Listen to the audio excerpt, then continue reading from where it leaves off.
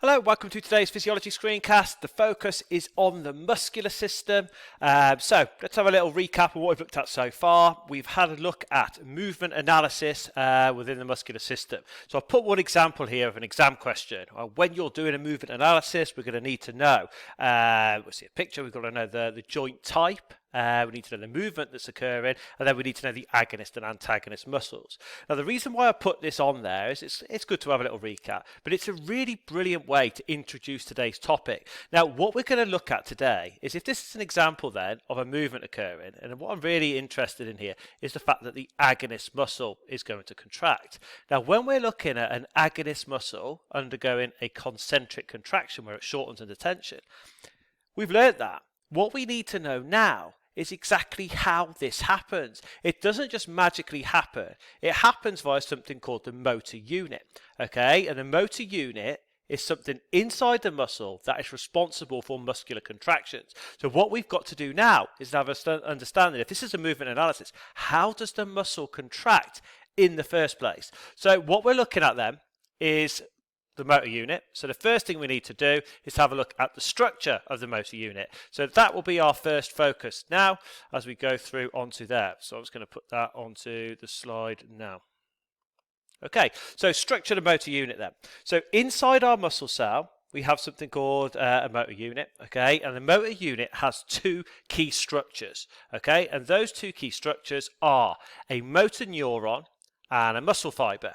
Okay, so if I just show you that, how that works, if we imagine going into the rectus femoris here, okay, inside there we have a motor unit. Motor unit's going to consist of a motor neuron and muscle fibers. And if you had a look at how that might look, inside our muscle cells we're going to have a motor neuron, which is this bit here, okay, and that motor neuron is going to send an impulse down, a nerve impulse, all the way down into the muscle fiber inside the quadricep, or the rectus femoris, sorry, which will allow our muscle to contract concentrically or eccentrically, depending on what the movement is. So what we have to do by the end of this screencast is we need to understand if the motor unit is responsible for muscle contractions, we need to understand how the information or the impulse that we use to control contractions starts at the motor neuron and ends up down in the muscle fiber. And we have to go through certain stages to see how that happens. So if I put it here, that's going to be our start point, motor neuron. Our end point is going to be the muscle fibers contracting. What we have to be able to do is understand how a nerve impulse is going to carry or travel from our motor neuron all the way down into our muscle fiber. So our job now is to fill the gaps and the stages that it's going to go through in order for our muscle to contract. So let's have a look at this. Now, just as a quick point now, if you should have started making your call down notes, all I need so far from you is you need to know the structure of a motor unit, that it consists of the motor neuron and a muscle fiber. Okay, now what we're going to do, so that should be your first note on the previous slide, which was the structure of a motor unit. Now what we're going to do is go through the steps by which the nerve impulse that's responsible for a muscle contraction travels from the motor neuron into the muscle fiber. So let's have a look then. Okay, so if we've got it onto here, I'll keep this picture here because I think it's really useful for us to have a look at whilst I'm taking you through the steps that take place for the motor unit linked to muscle contraction. So first part then is as before. I'll put the nerve impulse there. That's going to be at every stage because in order for our muscles to contract, we need this nerve impulse to be transmitted down a cycle or stages of events. So let's have a look then. First thing then, motor neuron. That's our first key point. Now a motor neuron, I'm just going to explain, is a specialized cell.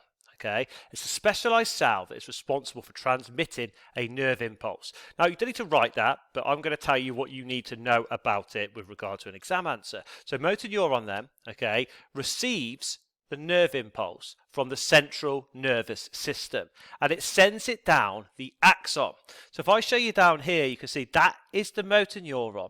Okay, it receives an impulse from the central nervous system in the brain, okay, when we start to think about contracting a muscle, and this nerve impulse is sent down the axon here of the motor neuron.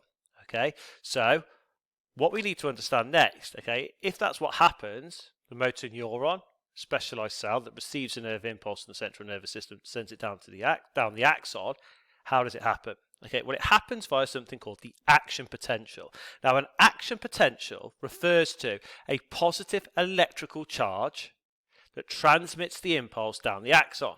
So, pretty straightforward so far. Action potential then is basically it's a charge. It almost forces the nerve impulse from the motor neuron down its axon. Okay, so if motor neuron, we've got those two key bits there.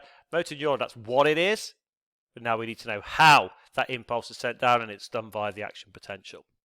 Now, once this happens, you might be able to see as you come down here. So the impulse is going to go down here, and then when it gets to this point, it's going to reach something called the neuromuscular junction. So what we need to do, as you can see in red here, the nerve impulse has to go down each step. So now we need to think about how the nerve impulse is linked to the neuromuscular junction. So the neuromuscular junction is where the nerve impulse, or we could just say the nerve impulse reaches the neuromuscular junction. So that could be our key descriptor there. Now, once this happens, okay, you imagine motor neuron has received that impulse. Okay, sent it down the axon via an action potential, which is a positive electrical charge that forces the impulse down to the neuromuscular junction. Now, when the nerve impulse reaches the neuromuscular junction, we have an issue. And the issue is to do with something called a synaptic cleft. Now, the synaptic cleft, basically, if I show you onto here, a slightly different diagram, but you can see here when it comes down into this point here, the impulse comes down the axon of the motor neuron. In here, you have something called a synaptic cleft. Now, the reason why this is problematic is because it is a gap. You can see the gap in this position here.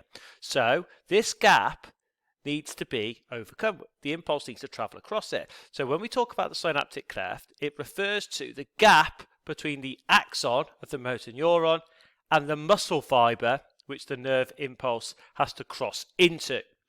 So you can see down here, this synaptic cleft, the impulse needs to go into here, into the muscle fiber here, which will allow us to contract our muscles. So if we go onto here, we've got our synaptic cleft then. It's the gap between the axon of the motor neuron and the muscle fiber which the nerve impulse crosses into.